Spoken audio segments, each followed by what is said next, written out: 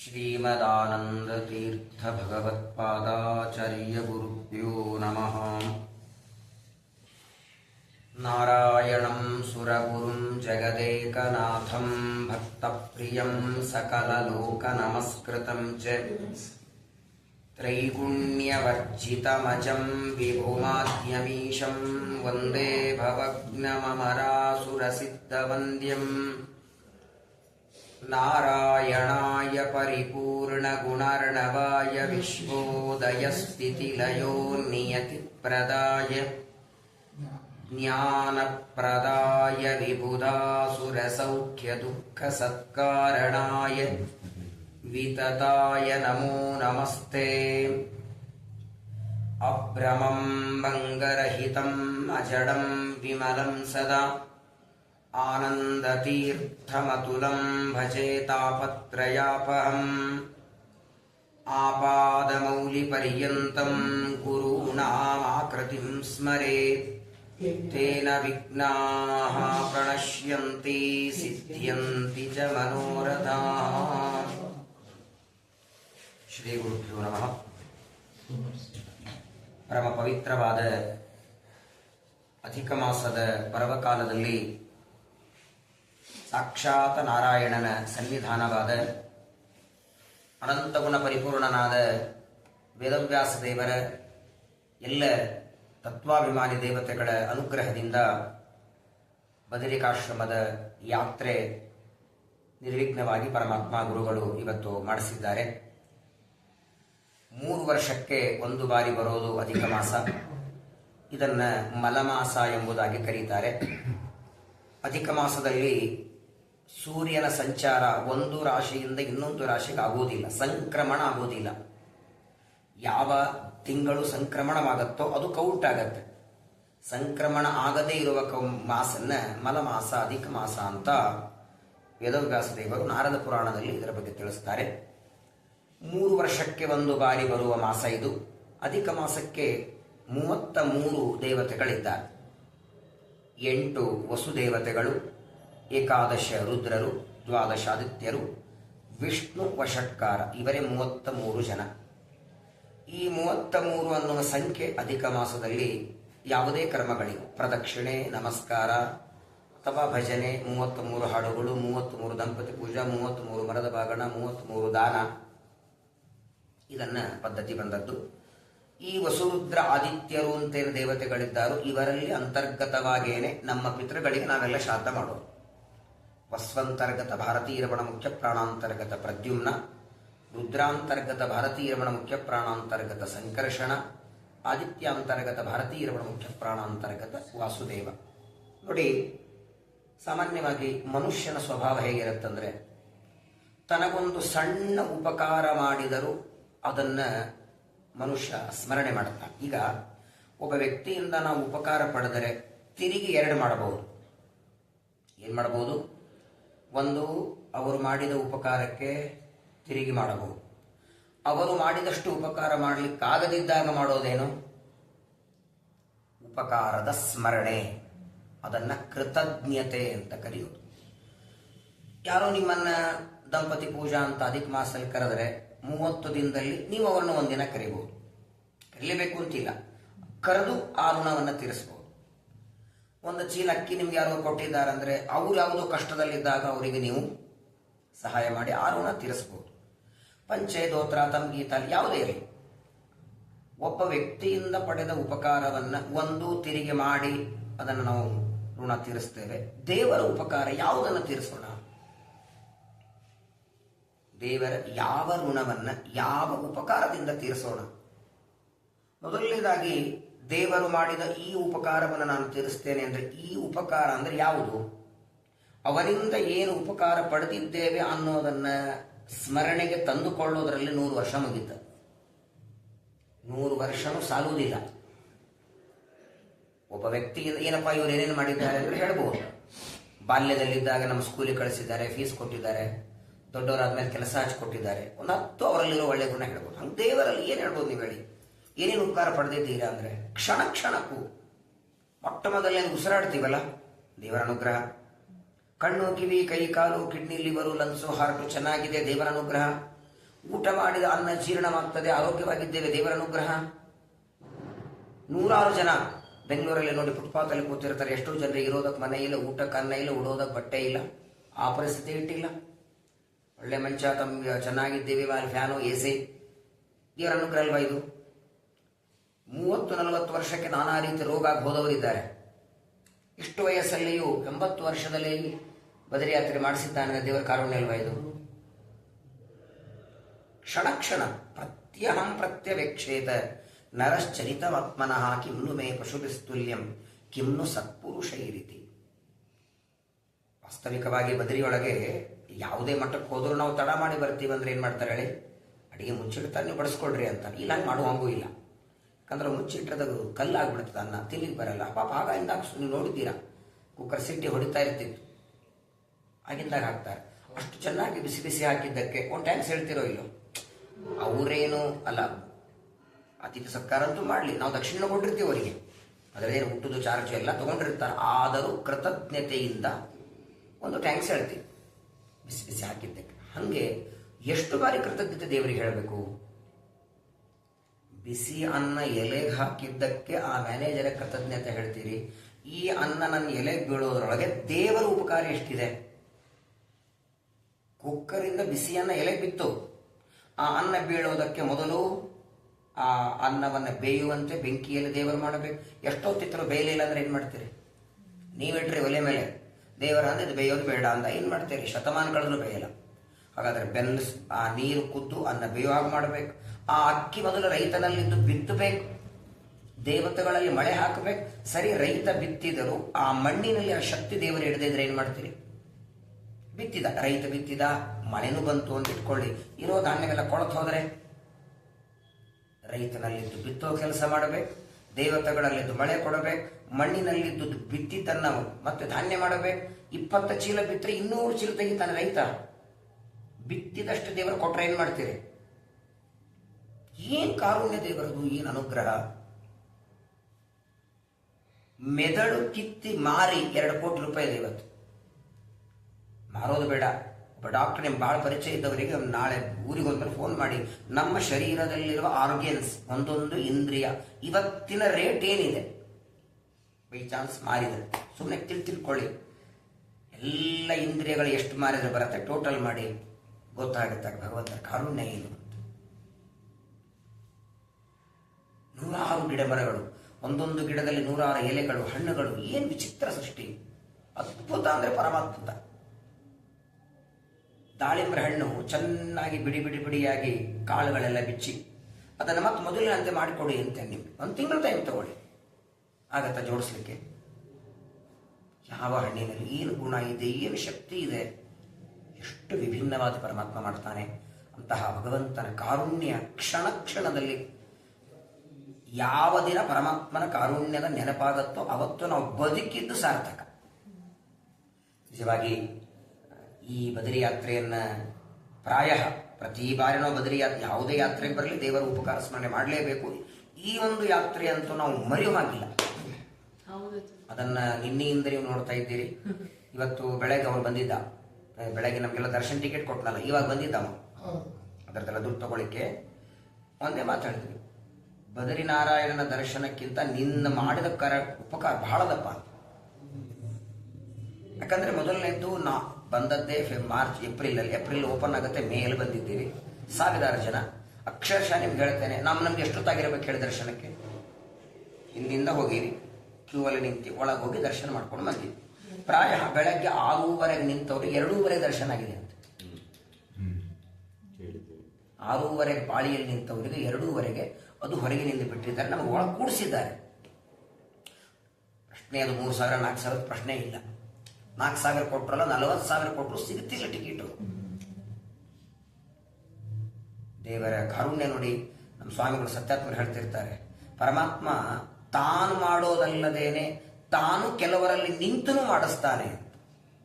ಅವನು ಯಾರೋ ವಾಸ್ತವಿಕವಾಗಿ ನಾವು ಆಟೋದಲ್ಲಿ ಓಡಾಡಿದ್ವಿ ನಿನ್ನೆ, ಹರಿದ್ವಾರದಲ್ಲಿ ಕರ್ಕೊಂಡೋಗಿದ್ದಲ್ಲ ಮೊನ್ನೆ ರಿಜಿಸ್ಟ್ರೇಷನ್.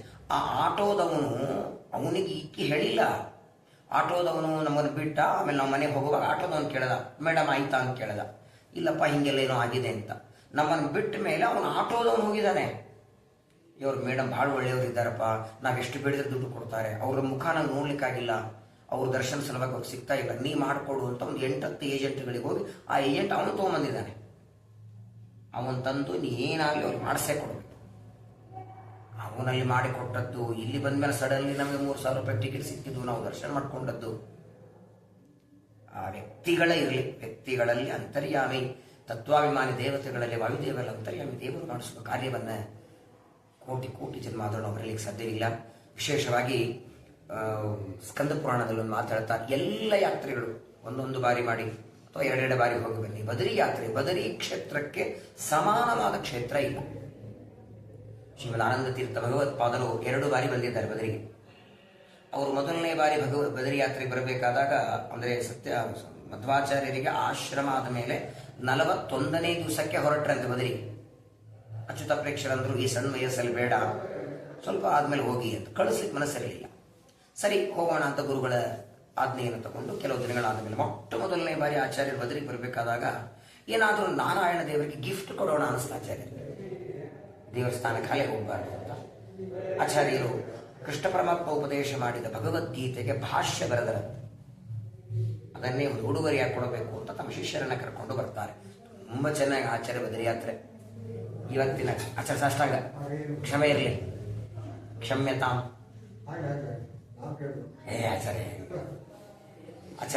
ಶ್ರೀಮದ್ ಆಚಾರ್ಯರು ಬದರಿ ಆಶ್ರಮ ಭಾಷ್ಯಮರ್ಪ ಯದುಪಾಯನಮಸ್ಮೈ, ಭಗವದ್ಗೀತೆಗೆ ಭಾಷ್ಯ ಬರೆದು ಅದನ್ನು ಉಪಾಯನ ಅಂತ ಕೊಡೋದಕ್ಕೆ ಬಂದ್ರಂತೆ.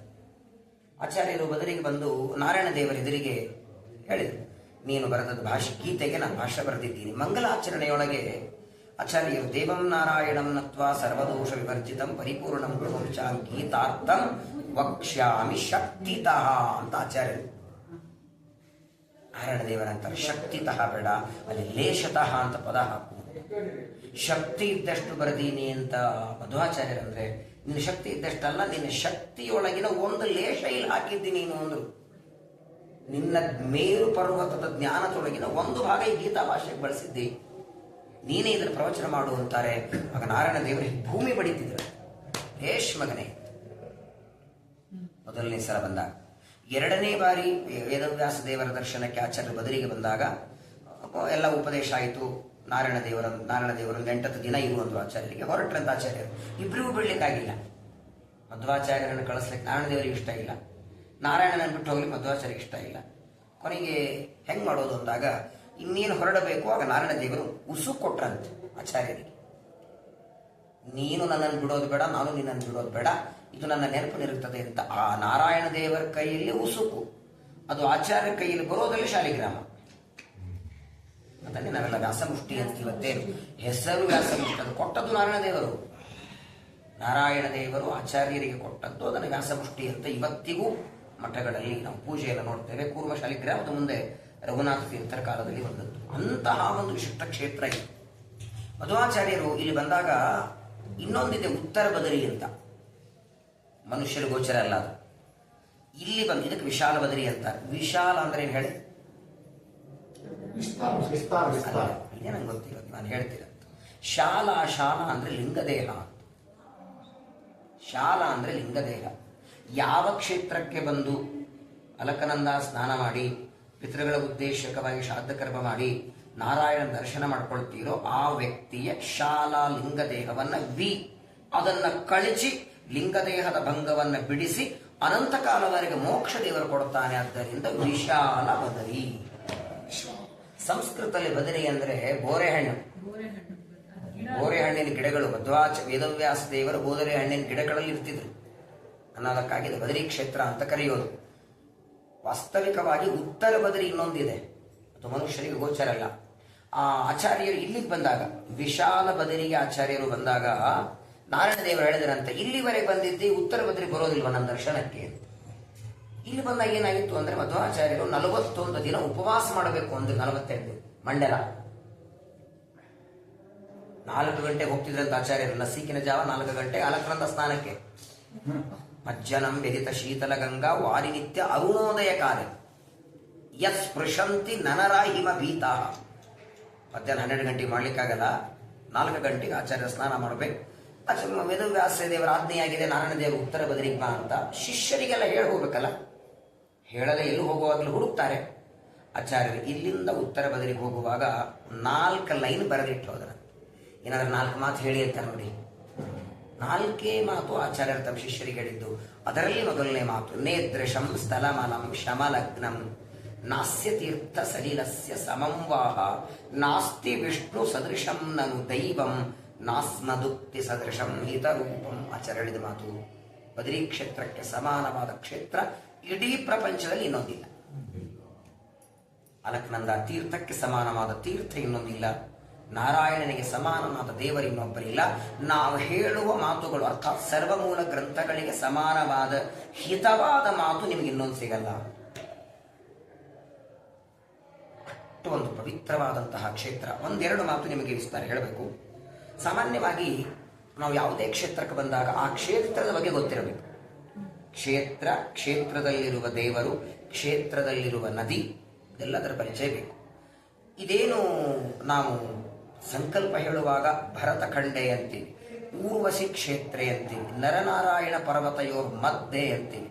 ವಾಸ್ತವಿಕವಾಗಿ ಇದೇನಿದೆ ನೋಡಿ, ಹಿಮಾಲಯ ಪರ್ವತ ಅಂತೀವಲ್ಲ, ಇಷ್ಟೇ ಪರ್ವತ ಅಲ್ಲ. ಹಿಮಾಲಯ ಬಹಳ ದೊಡ್ಡದಿದೆ. ಅದರ ಏಕದೇಶ ಇದು. ಹಿಮಾಲಯ ಪರ್ವತದ ಏಕದೇಶ. ಅದರಲ್ಲಿ ಪ್ರಧಾನವಾದ 2 ಪರ್ವತಗಳು, ಒಂದು ನರ ಪರ್ವತ, ನಾರಾಯಣ ಪರ್ವತ. ಅವುಗಳ ಮಧ್ಯದಲ್ಲಿ ಬದ್ರಿನಾರಾಯಣನ ದೇವಸ್ಥಾನ ಇದೆ. ಭಾಗವತದ 4ನೇ ಸ್ಕಂದದಲ್ಲಿ ಈ ಸೃಷ್ಟಿಯ ಕಥೆಯನ್ನು ಹೇಳುವಾಗ ಪರಮಾತ್ಮನ ದೇಹದಿಂದ ಸ್ವಯಂಭೂಮನು ಹುಟ್ಟಿದ ಅಂತ ಕಥೆ ಬರ್ತದೆ. ಬಲಭಾಗದಿಂದ ಸ್ವಯಂಭೂಮನು, ಎಡಭಾಗದಿಂದ ಶತರೂಪಾದೇವಿ, ಅವರಿಂದ ಮಾನವ ವಂಶ ಬಂತು ಅಂತ. ಆ ಶತರೂಪಾದೇವಿಯಲ್ಲಿ 5 ಜನ ಮಕ್ಕಳಾಗ್ತಾರೆ ಸ್ವಯಂಭೂಮನುವಿಗೆ. ಆಕೂತಿ, ದೇವಹೂತಿ, ಪ್ರಸೂತಿ, ಇವರು ಹೆಣ್ಣು ಮಕ್ಕಳು. ಪ್ರಿಯವ್ರತ, ಉತ್ತಾನಪಾದ ಅಂತ ಈ 3 ಜನ ಹೆಣ್ಣುಮಕ್ಕಳ ಕಥೆ ಹೇಳುವಾಗ ಆಕೂತಿಯಲ್ಲಿ ಯಜ್ಞನಾಮಕ ಪರಮಾತ್ಮ ಅವತಾರ ಮಾಡಿದ, ದೇವಹೂತಿಯಲ್ಲಿ ಕಪಿಲ ಪರಮಾತ್ಮ ಅವತಾರ ಮಾಡಿ ತಾಯಿಗೆ ಉಪದೇಶ ಮಾಡಿದ. ಈ ಪ್ರಸೂತಿ ಏನಿದ್ದಾಳೆ ನೋಡಿ, ಸ್ವಯಂಭೂಮನುವಿನ 3ನೇ ಮಗಳು. ಪ್ರಸೂತಿಯಲ್ಲಿ ಗಂಡು ಸಂತಾನ ಆಗಲಿಲ್ಲ. ಆಕೂತಿಯಲ್ಲಿ ಯಜ್ಞ, ದೇವಹೂತಿಯಲ್ಲಿ ಕಪಿಲ, ಇಲ್ಲಿ ಯಾರು ದೇವರು ಬರಲಿಲ್ಲ. ಪ್ರಸೂತಿಯಲ್ಲಿ 16 ಜನ ಹೆಣ್ಮಕ್ಕಳ. 16 ಜನ ಹೆಣ್ಮಕ್ಕಳಲ್ಲಿ 13 ಜನರನ್ನ ಯಮಧರ್ಮನಿಗೆ ಕೊಟ್ಟು ಮದುವೆ ಮಾಡ್ತಾರೆ. ಹಳೆಯದ್ರ 4 ಜನ, 13 ಜನ ಯಮಧರ್ಮನಿಗೆ. ಒಬ್ಬ ಮಗಳು ಅಗ್ನಿದೇವರಿಗೆ ಸ್ವಾಹ, ಒಬ್ಬ ಮಗಳು ಪಿತೃದೇವತೆಗಳಿಗೆ ಸ್ವದ, ಕೊನೆ ಮಗಳು ರುದ್ರದೇವರಿಗೆ. ಈ ಅಗ್ನಿಯ ಯಮಧರ್ಮನಿಗೆ 13 ಜನ ಪ್ರಸೂತಿಯ ಮಕ್ಕಳ ಕೊಡುತ್ತಾರೆ. ಅದರಲ್ಲಿ ಯಮಧರ್ಮನ ಕೊನೆ ಹೆಂಡತಿ ಅಂದ್ರೆ ಮೂರ್ತಿ. ಪ್ರಸೂತಿಯ ಮಗಳು ಯಮಧರ್ಮನ ಹೆಂಡತಿ. ಯಮಧರ್ಮ ದೇವರಿಗೆ 12 ಜನರಲ್ಲಿ ಬೇರೆ ಬೇರೆ ಮಕ್ಕಳಾದರು. ಈ ಮೂರ್ತಿ ಎನ್ನುವ ಕೊನೆ ಹೆಂಡತಿ ತಪಸ್ಸು ಮಾಡಿ ದೇವರನ್ನು ಪ್ರತ್ಯಕ್ಷ ಮಾಡಿಕೊಂಡು, ಏನು ಬೇಕು ಅಂದಾಗ ನೀನು ಮಗನಾಗಿ ಬರಬೇಕು. ನಾನೊಬ್ಬನೇ ಬರಲ್ಲ ಅಂದ್ರೆ, ಇಲ್ಲ ನಿನ್ನ ವಾಹನ ಸೇರಿ ನೀ ಮಗನಾಗಿ ಬಾ ಅಂದಾಗ ಆಗ ಶೇಷದೇವರು ನರರಾಗಿ ಪರಮಾತ್ಮ ನಾರಾಯಣ ರೂಪದಿಂದ ಅವತಾರ ಮಾಡಿದ್ದು. ಹಾಗೆ ಬದರಿಕಾಶ್ರಮದ ನಾರಾಯಣ ಯಮಧರ್ಮನ ಮಗ ಅವನು. ಯಮಧರ್ಮ ದೇವರಿಂದ ಮೂರ್ತಿ ಅನ್ನುವ ಸ್ತ್ರೀಯಲ್ಲಿ ಸಾಮಾನ್ಯವಾಗಿ ನೀವು ಇವಾಗೆಲ್ಲ ಅಲಂಕಾರದ ಬೆಳಗ್ಗೆ ಹೋದವರು ನೋಡಿರ್ತಾರೆ, ಹೀಗೆ ಕೂತಿದ್ದಾನೆ ದೇವರು. ನಾರಾಯಣ ದೇವರು ಹೀಗೆ ಕೂತಿದ್ದಾರೆ, ಇದೊಂದು ಕೈ ಕಾಣುತ್ತೆ, ಮುಖ ಕಾಣುತ್ತೆ, ಹೀಗೆ ತಪಸ್ಸಿಗೆ ಆಕಾರದಲ್ಲಿ. ನಾವೆಲ್ಲರೂ ತಪಸ್ಸು ಮಾಡಿ ಅವನ ಅನುಗ್ರಹ ಪಡೆಯಬೇಕು. ಅವನು ಯಾರು ತಪಸ್ಸು ಮಾಡ್ತಾನೆ? ಅನಂತಗುಣ ಪರಿಪೂರ್ಣ ದೇವರವನು. ಆದರೆ ಅವನು ತಪಸ್ಸು ಮಾಡ್ತಿಲ್ಲ. ತಪಸ್ಸು ಮಾಡುವ ರೀತಿಯಲ್ಲಿ ದೇವರಿಗೆ ಕೂತಿದ್ದಾನೆ. ಒಂದ್ಸಲ ಇಂದ್ರದೇವರು ತಮ್ಮ ಊರ್ವಶಿ, ರಂಭ, ಮೇನಕ, ಅಪ್ಸರಾ ಸ್ತ್ರೀಯರನ್ನ ಕರೆದು ಹೇಳ್ತಾರೆ, ನೀವು ನರ್ತನ ಮಾಡಿ ಕುಣಿತಿದ್ರೆ ಎಂಥ ವ್ಯಕ್ತಿನೂ ಬೇಕಾದವನಿರು, ದುರ್ವಾಸ ಇರಲಿ, ಯಾರೇ ಬೇಕಾದ್ರೆ ನಿಮ್ಮ ಹಾವು ಭಾವುಗಳಿಗೆ ಎಲ್ಲರೂ ಮನಸ್ಸು ಹೊತ್ತು ಬಿಡ್ತಾರೆ. ಒಂದು ಕೆಲಸ ಮಾಡಿ, ಈ ನಾರಾಯಣ ಪರ್ವತದಲ್ಲಿ ನಾರಾಯಣ ದೇವರು ತಪಸ್ಸು ಮಾಡ್ತಾ ಕೂತಿದ್ದಾರೆ. ಮೂರ್ತಿಯಲ್ಲಿ ಅವತಾರ ಮಾಡಿದ ಯಮಧರ್ಮನ ಮಗ ತಪಸ್ಸು ಮಾಡ್ತಾ ಕೂತಿದ್ದಾರೆ. ಏನಾದರೂ ಮಾಡಿ ಅವರ ತಪಸ್ಸು ಭಂಗ ಮಾಡಿ ಅಂತ ರಂಭ, ಊರ್ವಶಿ ಇವರನ್ನೆಲ್ಲ ಊರ್ವಶಿ ಇರಲಿಲ್ಲ, ರಂಭ, ತಿಲೋತ್ತಮ, ಮೇನಕ ಅವರನ್ನೆಲ್ಲ ಕಳಿಸ್ಕೊಡ್ತಾರೆ. ಅವರು ಈ ಪರ್ವತಕ್ಕೆ ಬಂದರು. ನಾರಾಯಣ ದೇವರಿಗೆ ಕೂತಿದ್ದಾರೆ, ತಪಸ್ಸು ಮಾಡ್ತಾ ಚೆನ್ನಾಗಿ ಹಾಡಿದರು, ಕುಡಿದ್ರು. ಬೇಕಾದಷ್ಟು ನಾರಾಯಣನ ಮನಸ್ಸನ್ನು ತಗಲಿಸಿ ಅವನ ತಪಸ್ಸಿಗೆ ಭಂಗ ಬರುವ ರೀತಿಯಲ್ಲಿ 100 ಕೆಲಸ ಏನು ಮಾಡಿದರು, ವಿಚಲಿತ ಆಗಲಿಲ್ಲ ಪರಸ್ಪರ. ಆದ ದೇವರು ಅವರೆಲ್ಲ ಅಪ್ಸರರಿಗಂತಾನೆ, ನಿಮ್ಮಲ್ಲಿ ಏನು ಸೌಂದರ್ಯ ಉಂಟೋ ನಿಮಗಿಂತಲೂ ಅನಂತ ಪಟ್ಟು ಸೌಂದರ್ಯ ಇರುವಂತಹ ಅಪ್ಸರೆಯರು ನನ್ನ ತೊಡೆಯಲ್ಲಿದ್ದಾರೆ ಅಂತ ನಾರಾಯಣ ದೇವರು ಹೀಗೆ ತಿಕ್ತಾರೆ ತೊಡೆ. ಆಗ ಹುಟ್ಟಿದವಳೆ ಊರ್ವಶಿ. ಪ್ರಾಯ ಇಡೀ ಭರತಖಂಡದಲ್ಲಿ ಊರ್ವಶಿಯ ದೇವಸ್ಥಾನ ಇಲ್ಲಿ ಮಾತ್ರ ಇರೋದು, ಇಲ್ಲೂ ಇಲ್ಲ. ಹಾಗಾಗಿ ಬದರಿಕಾಶ್ರಮವನ್ನ ಊರ್ವಶಿ ಕ್ಷೇತ್ರ ಅಂತ ಕರೆಯೋದು. ಸಾಕ್ಷಾತ್ ನಾರಾಯಣನ ತೊಡೆಯಿಂದ ಹುಟ್ಟಿ ಬಂದವಳು. ನಾರಾಯಣ ದೇವರ ತಪಸ್ಸು ಮಾಡ್ತಾ ರೀತಿಯಲ್ಲಿ ಕೂತಿದ್ರು. ಒಂದು ಸ್ವಲ್ಪ ನಿಮ್ ಕಥೆ ಹೇಳುತ್ತೆ. ಈ ಸ್ಕಂದ ಪುರಾಣದಲ್ಲಿ ಕೇದಾರ ಖಂಡದ ಬಗ್ಗೆ ಬರ್ತದೆ. ಕೇದಾರಕ್ಕೆ ನಾವೆಲ್ಲ ಹೋಗ್ಬಾರದು, ರುದ್ರದೇವರ ದೇವಸ್ಥಾನವೇ, ಮನೋನಿಯಾಮಕರು, ಯಾಕೆ ಹೋಗ್ಬಾರದಲ್ಲಿ? ತಪ್ಪು, ಎಲ್ಲಾ ತಪ್ಪು ಕಲ್ಪನೆ ಏನ ಬಂದಿದೆ ಅಂದ್ರೆ ಅದು ಸ್ಮಾರ್ತರ ಕ್ಷೇತ್ರ.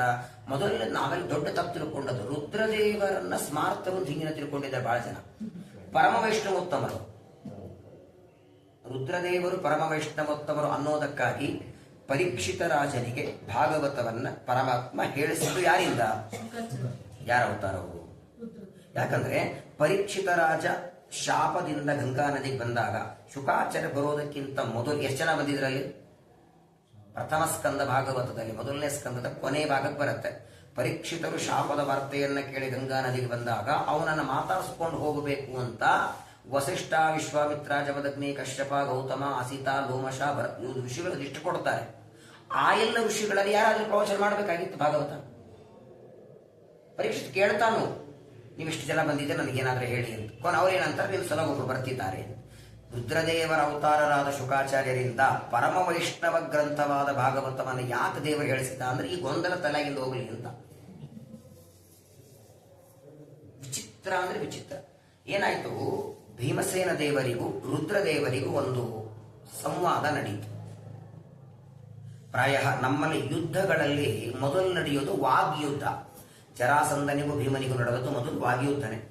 ಭೀಮಸೇನ ದೇವರು ಹರಿಸರ್ವೋತ್ತಮ ಅಂತ ಅವರು, ರುದ್ರದೇವರು ತಾವು ಸರ್ವೋತ್ತಮರು ಅಂತ. ರುದ್ರ ಸರ್ವೋತ್ತಮ, ಹರಿಸರ್ವೋತ್ತಮದ ಬಗ್ಗೆ ಚರ್ಚೆ. ಅವರಿಬ್ಬರ ಮಧ್ಯದಲ್ಲಿ ಚರ್ಚೆ ನಡೆದಾಗ ಭೀಮಸೇನ ದೇವರ ಅಗಾಧ ಪಾಂಡಿತ್ಯ, ವಾಯುದೇವರವರು, ಭೀಮಸೇನ ದೇವರ ಎದುರುಗಡೆ ರುದ್ರದೇವರು ಸೋಲ್ತಾರೆ. ಜ್ಞಾನದಲ್ಲಿ ಸೋತದ್ದರಿಂದ ರುದ್ರದೇವರ ಹೇಳ್ತಾರೆ, ಇವತ್ತಿನಿಂದ ನನ್ನ ದರ್ಶನಕ್ಕೆ ಈ ಕ್ಷೇತ್ರಕ್ಕೆ ವಿಷ್ಣು ಸರ್ವೋತ್ತಮ ಅಂತ ಹೇಳುವ ಭಕ್ತರು ಬರೋದು ಬೇಡ. ನನ್ನದೇ ಆದ ಬೇರೆ ಬೇರೆ ಬೇರೆ ಕ್ಷೇತ್ರಗಳಲ್ಲಿ ನನ್ನದೇ ಲಿಂಗ ಪೂಜೆ ಇದೆ. ಈಗ ಉಜ್ಜಯಿನಿಯಲ್ಲಿಯೂ ಮಹಾಕಾಲೇಶ್ವರ, ಉಜ್ಜಯಿನಿ ಇದು ಮಹಾ ಪುಣ್ಯಕ್ಷೇತ್ರಗಳ ಅವಂತಿಕಾಪುರಿ ಅಂತ. ಉಜ್ಜಯಿನಿಗೆ ಹೋಗ್ಬಹುದು, ಕಾಶಿ ಅಂತ ಕೇಳೋ ಹಂಗೆ ಇಲ್ಲ, ವೈಷ್ಣವ ಕ್ಷೇತ್ರ. ಕಾಶಿಯಲ್ಲಿ ಲಿಂಗ ದರ್ಶನಕ್ಕೆ ಅವಕಾಶ ಇದೆ, ಉಜ್ಜಯಿನಿಯಲ್ಲಿದೆ, ಕೇದಾರಲ್ಲಿ ಯಾಕಿಲ್ಲ ಅಂದ್ರೆ ಕೇದಾರದಲ್ಲಿ ರುದ್ರದೇವರ ಲಿಂಗ ನೋಡೋದಲ್ಲ, ಆ ಕ್ಷೇತ್ರಕ್ಕೆ ಬರಬೇಡಿ ಅಂತ ರುದ್ರದೇವರು ಹೇಳಿದ್ದು. ನಿಮ್ ಜೊತೆಗೆ ವಾದ ಹಾಕಿ ಈ ಕ್ಷೇತ್ರದಲ್ಲಿ ನಾನು ಸೋತದ್ದರಿಂದ, ಅದು ಹರಿಸರ್ವೋತ್ತಮತ್ವದ ವಿಷಯದಲ್ಲಿ ಸೋತದ್ದರಿಂದ ಇಲ್ಲಿ ಬಂದ್ರೆ ಹರಿಸರ್ವೋತ್ತಮ ಜ್ಞಾನ ಮರ್ಥ ಹೋಗ್ತದೆ. ಆ ಕಾರಣಕ್ಕೆ ವಿಷ್ಣು ಸರ್ವೋತ್ತಮತ್ವ ಹೇಳುವವರು ಈ ಕ್ಷೇತ್ರಕ್ಕೆ ಬರೋದು ಬೇಡ ಅಂತ ರುದ್ರದೇವರು ಕೇದಾರಕ್ಕೆ ಹೇಳಿ. ನೀವೊಂದು ಮಾತು ಗೊತ್ತಿರ್ಬೇಕು ನಿಮ್ಗೆ, ಇದೇನು ಬದರಿಕಾಶ್ರಮ ಇದೆ ನೋಡಿ, ವಾಸ್ತವಿಕ ಈಗ ಹಂಗೆ ತಿರುಮಲ ತಿರುಪತಿ ದೇವಸ್ಥಾನ ಅಂತ ಹೆಂಗಿದೆ TTD, ಹಂಗೆ ಇಲ್ಲಿ ಇದು ಒಂದಲ್ಲ, ಬದರಿ ಹರಿದ್ವಾರ ಎರಡು ಸೇರಿಸಿ ಹೇಳೋದು.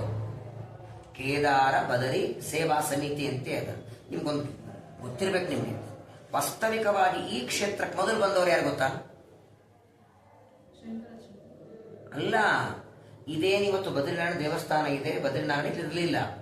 ರುದ್ರದೇವರು ಪಾರ್ವತಿಯ ಜೊತೆಗೆ ಕೈಲಾಸ ಪರ್ವತದಿಂದ ಭೂಮಿಗೆ ಬಂದರು. ಪಾರ್ವತಿ ವಿವಾಹ ಮಾಡಿಕೊಂಡ ಮೇಲೆ, ಪಾರ್ವತಿ ಮದುವೆ ಮಾಡಿಕೊಂಡ ಮೇಲೆ ಪಾರ್ವತಿ ಒಂದು ಪ್ರಶ್ನೆ ಕೇಳ್ತಾಳೆ, ನನ್ನನ್ನ ಮದುವೆ ಮಾಡಿಕೊಂಡು ಕೈಲಾಸ ಪರ್ವತ ಕರ್ಕೊಂಡು ಹೋದ್ರಿ, ಅಲ್ಲೇ ಇದ್ದು ಬೇಜಾರಾಗಿದೆ, ನಾನು ಓಡಾಡಿ ಬರಬೇಕು ಅಂತ ಜಾಗ ಇದೆ, ಅವಾಗ ಅಪೇಕ್ಷೆ ಇದೆ, ಹೋಗೋಣ.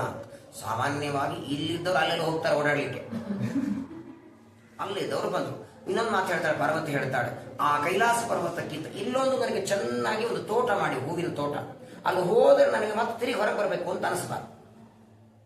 ಆಗ ಹೆಂಡತಿಯ ಸಂತೋಷಕ್ಕಾಗಿ ರುದ್ರದೇವರು ಮಾಡಿದ್ದೆ ಕಾಶಿ.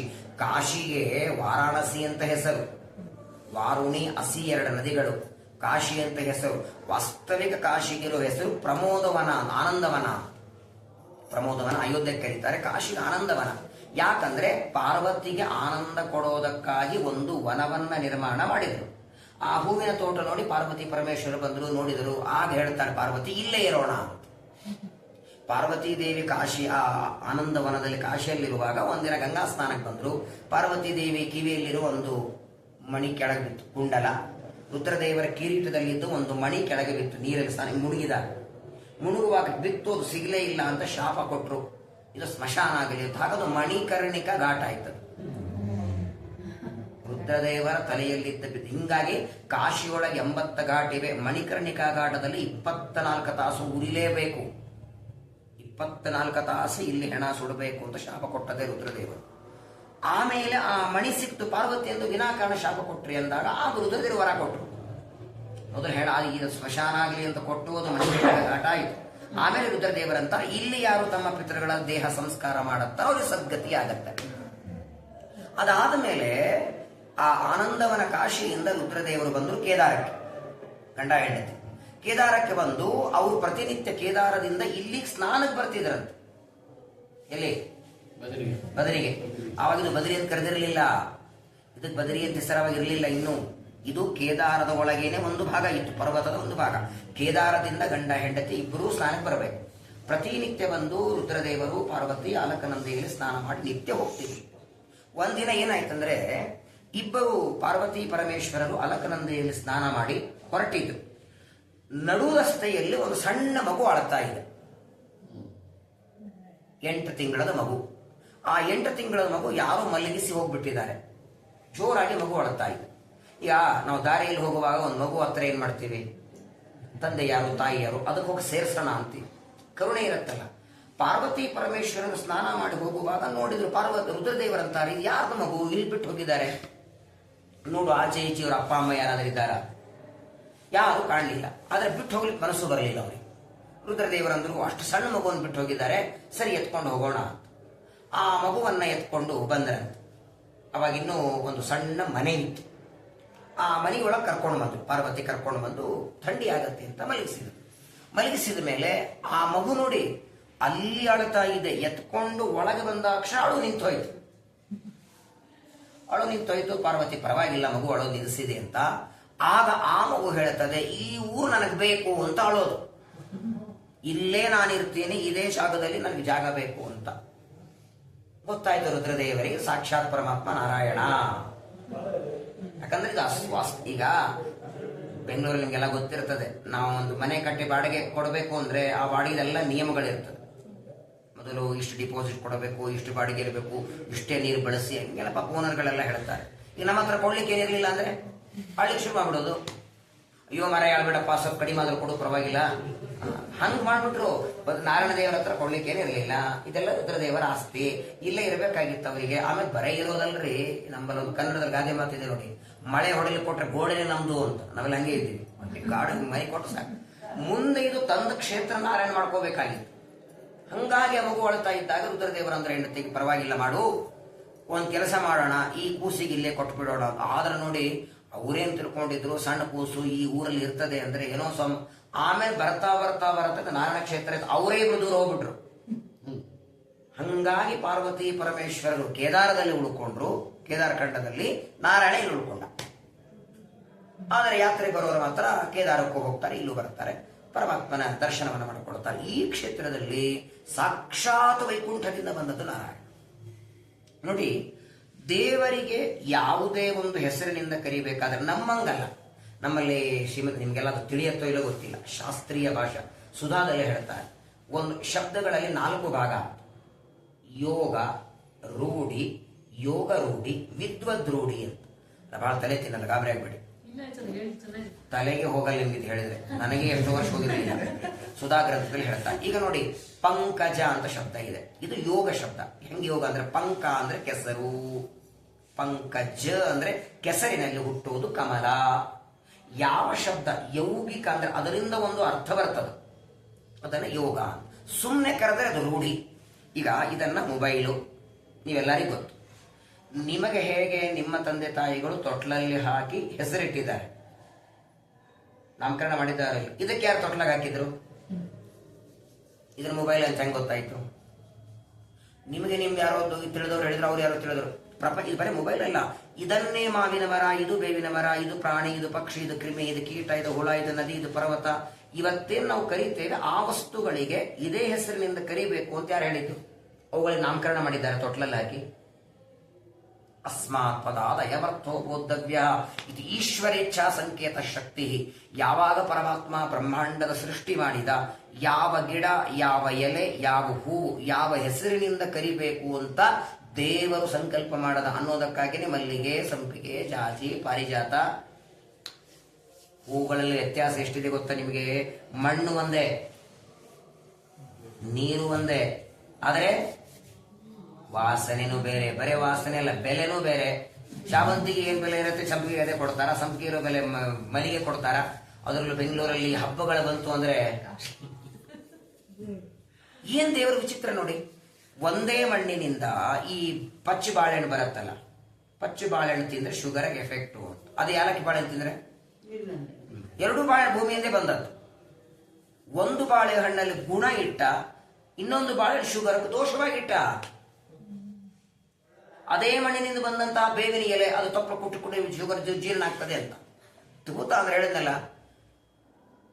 ಪ್ರಪಂಚದೊಳಗೆ ಇವ್ರದೇನ್ರಿ, ಒಬ್ಬ ಅಡಿಗೆ ಚೆನ್ನಾಗಿ ಅಡಿಗೆ ಮಾಡಿದ್ರೆ ಬೆಳಗ್ಗೆ ಥ್ಯಾಂಕ್ಸ್ ಹೇಳಿದ್ರೆ ಸಾರು ತುಂಬಾ ಚೆನ್ನಾಗಿತ್ತು, ಬಿಸಿ ಇತ್ತು. ಹಂಗ ದೇವರಿಗೆ ಹೆಸರು ಥ್ಯಾಂಕ್ಸ್ ಹೇಳ್ಬೇಕು ನಾವು. ಪರ್ವತ ನೋಡಿ ಸ್ವಾಮಿ ಥ್ಯಾಂಕ್ಸ್ ಅನ್ಬೇಕು, ನದಿ ನೋಡಿ ಥ್ಯಾಂಕ್ಸ್ ಅನ್ಬೇಕು. ಯಾಕಂದ್ರೆ ನನ್ನ ಸಲುವಾಗಿ ನದಿ ಮಾಡಿಟ್ಟಿ. ನೀ ಅಕಸ್ಮಾತ್ತಾಗಿ ಅಲಕನಂದ ಮಾಡಲಿಲ್ಲ ಅಂದ್ರೆ ನಾನೆಲ್ಲಿ ಸ್ನಾನ ಮಾಡ್ತಿದ್ದೆ? ಅಕ್ಷರಶಃ ಇವತ್ತಿಗೂ ಆ ಬಿಸಿನೀರು ಕುಂಡದಲ್ಲಿ ಎಲ್ಲಿಂದ ಬರ್ತಬೇಕು ನೀರು? ಏನ ಚಿಂತೆ ಶಕ್ತಿ ದೇವರದು. ಇಂಥ ಹಿಮಾಲಯದಲ್ಲಿ ನೂರಾರು ವರ್ಷಗಳಿಂದ ಆ ಕುಂಡದಲ್ಲಿ ಬಿಸಿನೀರು ಇವತ್ತಿಗೂ ಬರ್ತದೆ. ನೀವೇ ಕಾಯಿಸಿ ನೀರಿಡಿ, ಒಲೆ ಮೇಲೆ ತೆಗೆದು 3 ನಿಮಿಷ ಆರೋಗುತ್ತೆ. ಇಲ್ಲಿ ಕಾಫಿ ಕುಡಿತಿದ್ದೆ ಗೊತ್ತಿರ್ಬೋದು ನಿಮಗೆ. ಆ ಇದರಿಂದ ತಗೊಂಡು 2 ನಿಮಿಷ ನೀವು ಇಟ್ಟರೆ ತಣ್ಣಗಾಗಿ ಹೋಗುತ್ತೆ. ಏನು ಉಗ ಬಿಸಿ, ಅದ್ಭುತ ಅಂದ್ರೆ. ಹಾಗಾಗಿ ಅಚಿಂತ್ಯ ಅದ್ಭುತ ಶಕ್ತಿ ದೇವರದು. ಒಂದೊಂದು ಶಬ್ದಗಳಿಂದ ಶ್ರೀಮದಾಚಾರ್ಯ ಹೇಳ್ತಾರೆ. ದೇವರಿಗೆ ಕೇಶವ ಅಂತ ಯಾಕೆ ಕರೆಯೋದು? ಕ ಅಂದ್ರೆ ನೀರು, ಕೆ ನೀರಿನಲ್ಲಿ ನಿರಂತರವಾಗಿ ಮಲಗಿದವ ಶೇಷಶಾಯಿ. ಹಂಗೆ ನಾರಾಯಣ ಅಂತ ದೇವರ ಹೆಸರು. ಇದು ಒಂದು ಶಬ್ದ ಸಾಕು ನೋಡಿ. ಕೇಶವ, ಮಾಧವ, ಗೋವಿಂದ, ವಿಷ್ಣು, ತ್ರಿವಿಕ್ರಮ. ನಾರಾಯಣ ಅಂತ ಯಾಕೆ ದೇವರನ್ನ ಕರೀತಾರೆ? ಬದರಿಕಾಶ್ರಮಕ್ಕೆ ಬಂದಿರಿ, ದೇವರಿಗೆ ನಾರಾಯಣ ಅಂತ ಯಾಕೆ ಕರೀತಾರೆ? ಇಷ್ಟು ತಿಳ್ಕೊಂಡ್ಬಿಟ್ರೆ ಯಾತ್ರೆ ಸಾರ್ಥಕ. ಆದ್ರೆ ದೇವರಿಗೆ ನಾರಾಯಣ ಅಂತ ಯಾಕೆ ಕರೀತಾರೆ ಅಂದ್ರೆ 4 ರಿಂದ 5 ಗಂಟೆ ನೀವು ಕೂತ್ರ ಹೇಳ್ತೀವಿ. ರಿಟರ್ನ್ ಜರ್ನಿ ಹರಿದ್ವಾರ ಅಷ್ಟೇ. ಪ್ರವಚನ ಮುಗಿಸ್ಕೊಳ್ಳೋದು, ಗಾಡಿ ಇರ್ಕೊಡೋದು. ಅಲ್ರಿ ಗಾಡ್ಯಾಗ ಪ್ರವಚನ ಅಂತ್ರಿ ಎಲ್ಲಾರು ಏಕಾಗ್ರತೆ. ಆಮೇಲೆ ಅಲ್ಲಿ ಪ್ರವಚನ ಬೇರೆ ಆಗುತ್ತೆ. ಬೇಕಾದ್ರೆ ಶ್ರೀಮದಾಚಾರ್ಯರ 37 ಸರ್ವಮೂಲ ಗ್ರಂಥ ಇವೆಯಲ್ಲ ಆಚಾರ್ಯರದು, ಎಲ್ಲಾ ಗ್ರಂಥಗಳ ಮಂಗಲಾಚರಣೆ ನೋಡಿ. ಪ್ರತಿ ಗ್ರಂಥದಲ್ಲಿ ನಾರಾಯಣ ಶಬ್ದನೇ ಇದೆ. ನಾರಾಯಣಾಯ ಪರಿಪೂರ್ಣ ಗುಣಾರ್ಣವಾಯ ನಾರಾಯಣಂ ಗುಣೈಸರವೈ ನಾರಾಯಣಂ ನಿಖಿಲ ಪೂರ್ಣ ಗುಣೈಕದೇಹಂ. ಆಚಾರ್ಯರಿಗೆ ಬದರಿಕಾಶ್ರಮಕ್ಕೆ ಮಧ್ವಾಚಾರ್ಯ ಬಂದಾಗ ಯಾವ ಗ್ರಂಥ ಬರಿಬೇಕು ಅಂತ ವೇದವ್ಯಾಸ ದೇವರು ನಾರಾಯಣ ದೇವರೇ ಆಜ್ಞೆ ಮಾಡ್ತಾರೆ. ಅವರಿಬ್ಬರ ಪ್ರೀತಿನೇ ಹಂಗಿದೆ ನೋಡಿ. ವೇದವ್ಯಾಸ ದೇವರ, ನಾರಾಯಣ ದೇವರ. ನಿಜವಾಗಿ ನಂದು ಅಪೇಕ್ಷೆ ಇದೆ, ನಾನು ನಿಮ್ಮ ಮುಂದೆ ಹೇಳಿನೋ ಇಲ್ಲೋ ಗೊತ್ತಿಲ್ಲ. ನನ್ನ ವೈಯಕ್ತಿಕವಾಗಿ ಅಪೇಕ್ಷೆ ಇದೆ, ಒಂದು 7 ದಿನ ಭಾಗವತ ಇಲ್ಲಿ ಮಾಡಬೇಕು ಅಂತ. ಬದರಿಯಲ್ಲಿ ದೇವರ ಅನುಗ್ರಹದಿಂದ ಅಯೋಧ್ಯ, ಮಥುರಾ, ಮಾಯಾ ಅಂದ್ರೆ ಹರಿದ್ವಾರ, ಕಾಶಿ, ಕಂಚಿ, ಅವಂತಿಕಾ ಅಂದ್ರೆ ಉಜ್ಜಯಿನಿ, ಈ ಎಲ್ಲಾ ಕಡೆ ಆಗಿದೆ. ನೈಮಿಷಾರಣ್ಯದಲ್ಲಿ ಆಗಿದೆ. 2-3 ಬಾರಿ ಆಗಿದೆ. ಪ್ರಾಯ ಭರತಖಂಡದಲ್ಲಿರುವ ಎಲ್ಲಾ ಪುಣ್ಯಕ್ಷೇತ್ರಗಳಲ್ಲಿ ಭಾಗವತ್ ಪ್ರವಚನ ದೇವರು ನುಡಿಸಿದ್ದಾನೆ. ಇದೊಂದು ಯಾಕೋ ಉಳಿದಿದೆ. ವಾಸ್ತವಿಕ ಭಾಗವತದ ತವರು ಮನೆ ಇದು. ಒಬ್ಬಂದರಲ್ಲ ಮಾನ ಹತ್ರ ಶಮ್ಯಾಪ್ರಾಸ ಅಂತ ವ್ಯಾಸಗುಹ ಏನು ನೋಡಿದ್ರಲ್ಲ, ಅದಕ್ಕೆ ಶಮ್ಯಾಪ್ರಾಸ ಅಂತ ಕರೀತಾರೆ. ಅಲ್ಲೇ ಕೂತು ವೇದವ್ಯಾಸ ದೇವರು ಭಾಗವತ ಬರ್ತದೆ. ನೋಡೋಣ, ಸಂಕಲ್ಪ ನಮ್ದು. ಒಂದು ಏನೂ ಅನ್ಕೊಂಡಿರ್ಲಿಲ್ಲ ಅಂದ್ರೂ ನಮ್ಮನ್ನ ಸುರಕ್ಷಿತ ಕರ್ಕೊಂಬಂದ, ಪರವಾಗಿಲ್ಲ. ಸಾಯಂಕಾಲ 8 ಗಂಟೆಗೆ ಬರಬೇಕಾದ 12 ಗಂಟೆಗೆ ಬಂದ್ವಿ. ಅದು ಒಂದು ರೀತಿ ಭಗವಂತನ ಅನುಗ್ರಹನೇ. ಇನ್ನು ಹೇಳಿದ್ನಲ್ಲ, ಆ ಕ್ಯೂ ಅಲ್ಲಿ 2 ಗಂಟೆಗೆ ನಿಂತ ರಾತ್ರಿ ಬಂದಾರೆ. ನಾವು 6 ನಿಂತರ ಬಂದೀವಿ. ಇನ್ನು ದೇವರ ಅನುಗ್ರಹನೇ ಅನ್ಬೇಕಿದೆ. ಬಹಳ ರಮ್ಯಕ್ಷೇತ್ರ ಇದು. ಹಾಗಾಗಿ ನಾರಾಯಣ ಅನ್ನೋ ಶಬ್ದ ಮಧ್ವಾಚಾರ್ಯರಿಗೆ ಎಷ್ಟು ಪ್ರೀತಿ ಅಂದ್ರೆ ಬಿಟ್ಕೊಳ್ಳಿಲ್ಲ. ಈ ನಾರಾಯಣ ಇದೇ 4 ಅಕ್ಷರ ಅಜಾಮಿಲ ಸ್ಮರಣೆ ಮಾಡಿ ವೈಕುಂಠಕ್ಕೆ ಹೋದ. ಅಜಾಮಿನ ಬಾಯಿಯಿಂದ ಕೊನೆ ಕಾಲಕ್ಕೆ ಬಂದದ್ದು ಯಾವುದು? ಯಾಕೆ ವಾಸುದೇವ ಅನ್ಬೇಕಾಗಿತ್ತು, ಹರಿ ಅನ್ಬೇಕಾಗಿತ್ತು? ಗಜೇಂದ್ರನ ಬಾಯಿಯಲ್ಲಿ ಕೊನೆಗೆ ಬಂದದ್ದು ಯಾವುದು? ನಾರಾಯಣಾಖಿಲ ಗುರೋ ಭಗವನ್ ನಮಸ್ತೆ. 1000 ವರ್ಷಗಳವರೆಗೆ ಮೊಸಳೆ ಬಾಯಿಯಲ್ಲಿ ಸಿಕ್ಕು ಬಿದ್ದ ಗಜೇಂದ್ರ ಕೊನೆಗೆ ಕೂಗಿದ್ದು ನಾರಾಯಣ ಅಂತ. ಹಾಗಾದರೆ ಸಂಸಾರದ ದುಃಖದಲ್ಲಿದ್ದವರು ಒಂದು ಬಾರಿ ನಾರಾಯಣ ಅಂತನ್ನಿ ಎತ್ತಿ ಉದ್ಧಾರ ಮಾಡ್ತಾರೆ. ಒಂದೆರಡು ಮಾತು ಹೇಳಿ ಮುಗಿಸ್ಬಿಡ್ತೇನೆ, ಯಾಕಂದ್ರೆ ಮಠಗಳಲ್ಲೆಲ್ಲ ಟೈಮಿಗೆಲ್ಲ ಹೋಗ್ಬೇಕು, ಆಲ್ರೆಡಿ ಟೈಮ್ ಆಗಿದೆ. ಸಂಸ್ಕೃತದಲ್ಲಿ ಅರ ಅಂದ್ರೆ ದೋಷ, ನ ಅಂದ್ರೆ ಇಲ್ಲ. ಅರ ದೋಷಗಳು, ನ ಇಲ್ಲದಮ. ಆದರೆ ನಾರ ಅಂದ್ರೆ ದೋಷರಹಿತ. ಅವುಗಳಿಗೆ ಅಯನ ಅಂದ್ರೆ ಆಶ್ರಯ ನಾರಾಯಣ. ಹೋಗಯ್ಯ. ನಾರ ಅಂದ್ರೆ ಗುಣಗಳು, ಜ್ಞಾನ, ಆನಂದ, ಶಕ್ತಿ ಹೇಳುತ್ತಲ್ಲ. ಈ ನಾರಾಯಣ ಶಬ್ದಕ್ಕೆ ನಮ್ಮ ಉತ್ತರಾದಿ ಮಠದ ಪರಂಪರೆಯಲ್ಲಿ ಶ್ರೀನಿವಾಸ ತೀರ್ಥರು ಅಂತ ಬರ್ತಾರೆ. ಯಾದವಾರ್ಯರ ಶಿಷ್ಯರು ಮಣ್ಣೂರಲ್ಲಿ ವಿದೇಶ ತೀರ್ಥರಿದ್ದಾರೆ. ಅವರ ತಮ್ಮ ಯಾದವಾರ್ಯರು, ಅವರ ತಮ್ಮ ಶ್ರೀ ಶ್ರೀನಿವಾಸ ತೀರ್ಥರು 72 ಅರ್ಥ ಬರೆದಿದ್ದಾರೆ ನಾರಾಯಣ ಮಂತ್ರಕ್ಕೆ. ಹಾಗಾಗಿ ಇವತ್ತು ನೋಡಿ, ಗಾಯತ್ರಿ ಮಂತ್ರದ ನಂತರದಲ್ಲಿ ಉಪದೇಶ ಮಾಡಿದವರೆಲ್ಲರೂ ಮಾಡೋ ಜಪ ಅಂದ್ರೆ ಕೃಷ್ಣ, ವೇದವ್ಯಾಸ, ಹಯಗ್ರೀವ ಮಾಡ್ತಾರೆ ಕೆಲವರು. ನಾರಾಯಣ ಕಡ್ಡಾಯ. ಅದು ಹೆಂಗೆ? ಗಾಯತ್ರಿ 3 ಪಟ್ಟು. ಅದ ಕಾರಣ ಇದೆ. ನಾರಾಯಣದಲ್ಲಿ 8 ಅಕ್ಷರ, ಗಾಯತ್ರಿ 24, 8 3 24. 1 ಗಾಯತ್ರಿ 3 ನಾರಾಯಣಕ್ಕೆ ಸಮಾನ. ಆದರೆ ಪ್ರತಿಯೊಬ್ಬ ವ್ಯಕ್ತಿ ಕಡ್ಡಾಯವಾಗಿ ಮಾಡಬೇಕಾದ ನಾರಾಯಣ ಮಂತ್ರ ಜಪ. ಯಾಕಂದ್ರೆ ಅನಂತ ಗುಣಪೂರ್ಣ, ಆದ್ದರಿಂದ ನಾರಾಯಣ. ದೋಷ ದೂರ, ಆದ್ದರಿಂದ ನಾರಾಯಣ. ನಮ್ಮ ಹಾಗೆ ಸಿಟ್ಟು, ರಾಗ, ದ್ವೇಷ, ಹಸಿವೆ, ನಿರಡಿಕೆ, ಬೇಕು ಬೇಡ, ಆಕಳಿಕೆ, ತೂಕಡಿಕೆ ಯಾವುದೂ ಇಲ್ಲ ದೇವರಿಗೆ. ಸಚ್ಚಿದಾನಂದ ಅನಾದಿ ಕಾಲದಿಂದ ಅನಂತ ಕಾಲದವರೆಗೆ ಏಕ ಪ್ರಕಾರವಾಗಿರ್ತಾನೆ, ಆದ್ದರಿಂದ ನಾರಾಯಣ. ಸಂಸಾರದಲ್ಲಿದ್ದವರನ್ನ ಎತ್ತಿ ಉದ್ಧಾರ ಮಾಡ್ತಾನೆ, ಆದ್ದರಿಂದ ನಾರಾಯಣ. ಇದು ಬೇಕು ಅಂತ ಅಪೇಕ್ಷೆ ಇಲ್ಲದೆ ಪ್ರೀತಿ ಮಾಡ್ತಾನೆ, ಆದ್ದರಿಂದ ನಾರಾಯಣ.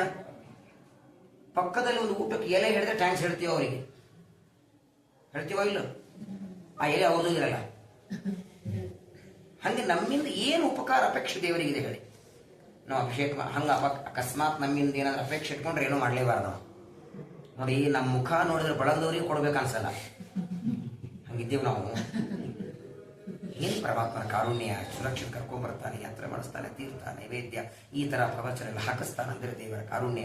ಅಂತಹ ಅನಂತ ಗುಣ ಪರಿಪೂರ್ಣನಾದ ಪರಮಾತ್ಮ ಸಾಕ್ಷಾತ್ತಾಗಿ ಒಂದು ನಾರಾಯಣ ವೇದವ್ಯಾಸ ರೂಪದಿಂದ ಇಲ್ಲಿ ಬಂದದ್ದು. ಮಧ್ವಾಚಾರ್ಯ ಬಂದು ಹೋಗಿದ್ದಾರೆ. ದೇವತೆಗಳೆಲ್ಲ ಈ ಕ್ಷೇತ್ರದಲ್ಲಿ ತಪಸ್ಸು ಮಾಡಿದ್ದಾರೆ. ಹಾಗಾಗಿ ಬದರಿ ಕ್ಷೇತ್ರಕ್ಕೆ ಸಮಾನವಾದದ್ದು ಇನ್ನೊಂದಿಲ್ಲ. ಇನ್ನು ಅಲಕನಂದ ಬಗ್ಗೆ ಹೇಳುವ ಮಾತೇ ಇಲ್ಲ.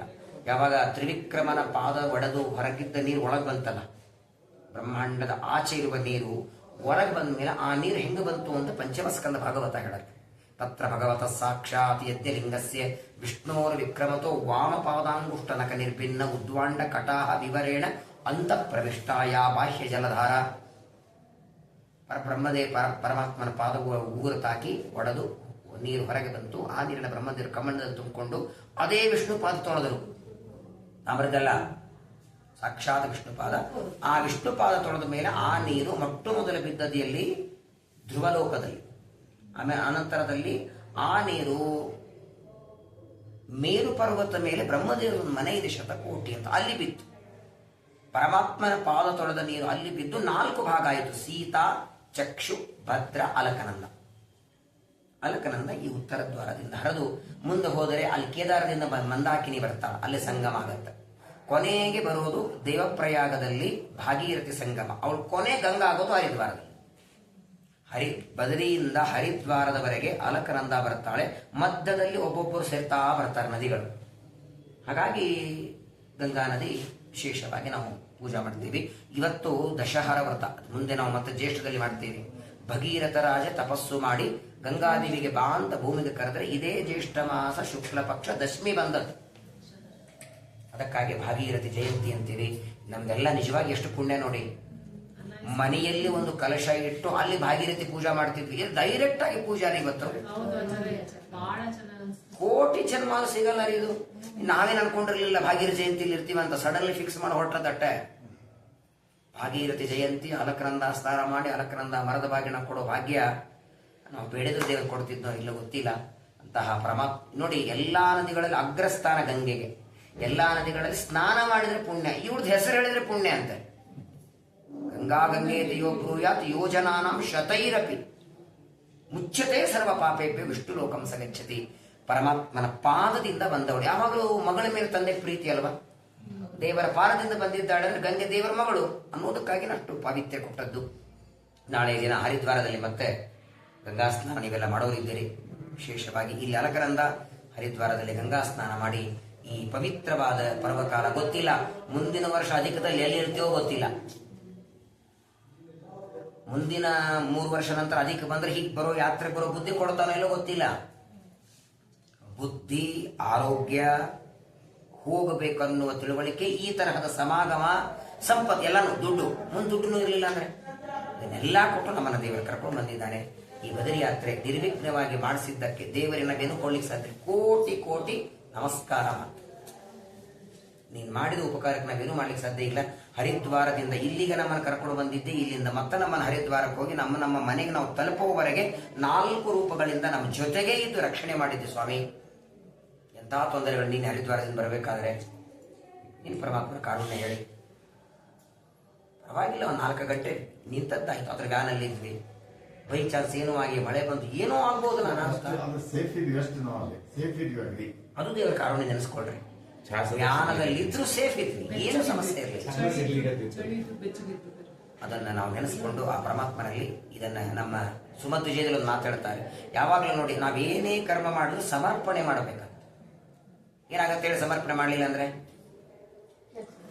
ಒಬ್ಬ ವ್ಯಕ್ತಿ ಸಂಪಾದನೆ ಒಂದು 50 ವರ್ಷ ಮಾಡ್ದ, ಒಂದು 50 ಲಕ್ಷ ಸಂಪಾದನೆ ಮಾಡ್ಲಿಕ್ಕೆ 50 ಲಕ್ಷ. ಅದನ್ನ ಮನೆಯಲ್ಲಿ ಇಟ್ಟಿದ್ದ, ಬ್ಯಾಂಕಲ್ಲಿ ಇಡ್ಲಿಕ್ಕಾಗಿರ್ಲಿಲ್ಲ. ಎಲ್ಲೋ ಕೆಲಸಕ್ಕೆ ಹೋಗ್ಬೇಕಾಗಿತ್ತು, ಬೀಗ ಹಾಕಿದ್ರೆ ಹೋಗಿಬಿಟ್ಟ. ಕಳ್ತನ ಆಯ್ತು. ಕಳ್ತನ ಆಗಿ ಆ ದುಡ್ಡು ಹೋಗ್ಲಿಕ್ಕೆ ಎಷ್ಟೋ ಟೈಮ್ ಬೇಕಾಯ್ತು? 1 ಸೆಕೆಂಡಿನ ಸಂಪಾದನೆಗೆ. ಹಂಗೇನೆ ಕಳೆದ 3 ದಿನ ಆಯ್ತಲ್ಲ, ನೀವೆಲ್ಲ ಊರು ಬಿಟ್ಟು ಎಷ್ಟು ದಿನ ಆಯ್ತು? ಬೆಂಗಳೂರು ಬಿಟ್ಟು 4 ದಿನ ಆಯ್ತು. ಇವತ್ತಿನ 5ನೇ ದಿವಸ. ನಾಳೆ ನಾವು ಹರಿದ್ವಾರ ಸೇರಿ ಹೋಗು. ಹಾಗಾದ್ರೆ ಈ ಹರಿದ್ವಾರ ಬದರಿ ಯಾತ್ರೆಗೆ ಟೈಮ್ 50 ವರ್ಷ ಸಂಪಾದನೆಗಿದ್ದಂಗೆ ನಮ್ದು 5-6 ದಿನ ಸಂಪಾದನೆಗೆ. ಬೀಗ ಯಾವುದಿಲ್ಲಿ? ಕೃಷ್ಣಾರ್ಪಣಮಸ್ತು. ಇದಕ್ಕೂ ಟೈಮ್ ಬಾಳತ್ತಲ್ಲ. ಆ ಬೀಗ ಹಾಕ್ಲಿಕ್ಕೆ ಹೆಂಗೆ ಟೈಮ್ನು ಕೃಷ್ಣಾರ್ಪಣಮಸ್ತು ಅನ್ನೋ ಬೀಗ ಹಾಕ್ಲಿಕ್ಕೂ ಬಾಳತ್ತಿಲ್ಲ. ಅದು ಹಾಕ್ಲಿಲ್ಲ ಅನ್ಕೊಳ್ಳಿ, ಪರಮಾತ್ಮ ಎತ್ಕೊಂಡು ಹೋಗ್ಬಿಡ್ತಾನೆ. ಎಲ್ಲರೂ ಹೇಳಿ, ಅಸ್ಮದ್ಗುರುವಂತರ್ಗತ ಭಾರತೀ ರಮಣ ಮುಖ್ಯ ಪ್ರಾಣಾಂತರ್ಗತ ಗಂಗಾದಿ ಸಮಸ್ತ ನದ್ಯಭಿಮಾನಿ ದೇವತಾಂತರ್ಗತ ಬುಧ ವರುಣಾಂತರ್ಗತ ಶ್ರೀ ವಿಷ್ಣು ಪ್ರೇರಣೆಯ ಶ್ರೀ ವಿಷ್ಣು ಪ್ರೀತ್ಯರ್ಥಂ ಕೃತಸ್ಯ ಹರಿದ್ವಾರ ಬದರಿ ಯಾತ್ರಾ ಸ್ನಾನ ದಾನ ಜಪ ಪಾರಾಯಣ ದರ್ಶನ ಭಜನ ಪ್ರವಚನ ಸಮಸ್ತ ಕಾರ್ಯೇಣ ಭಗವಾನ್ ಭಾರತೀ ರಮಣ ಮುಖ್ಯ ಪ್ರಾಣಾಂತರ್ಗತ ಕ್ಷೇತ್ರಮೂರ್ತಿ ವೇದವ್ಯಾಸ ನಾರಾಯಣ ಪ್ರೀಯತಾಂ ಪ್ರೀತೋ ಭವತು ಧ್ವಾಂತರ್ಗತ ಶ್ರೀಕೃಷ್ಣ ವೇದವ್ಯಾಸ ಗುರು महाराज की जय। बद्री नारायण भगवान की जय। त्रैलोक्याचार्य श्रीमद आनंद तीर्थ गुरु महाराज की जय। पेजावर श्री विश्वेश तीर्थ गुरु महाराज की जय। श्री श्री श्री सत्यात्म तीर्थ गुरु महाराज की जय। जय श्री राम। जय जय श्री राम।